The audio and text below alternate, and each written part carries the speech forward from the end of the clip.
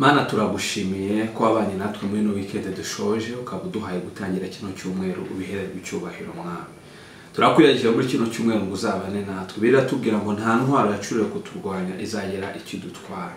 Mwami nsengeye abantu bawe mu izina rya Yesu Kristo kugira ngo babeho mu mahoro, bagende batekanye, biringiye yuko ubarwanira, biringiye yuko ubari mu ruhande. Biratubwira ngo uri mu ruhande rwacu nta mubisha.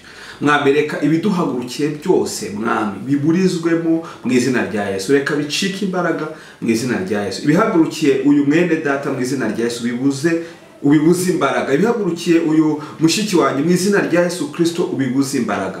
Ahubwo mwami agendere mu mahoro yawe, yumva atekanye kuko umurengera kandi umurwanirira. Iki cyumweru mwami uzabane natwe, iki cyumweru uzakiduhere umugisha, uzafungura imiryango mwami, uduhe gutera imbere kandi mwami twagurira imbago. Icyubahiro n'amashimwe n'ibibi byawe none iteka ryose mu izina rya Yesu. Amen.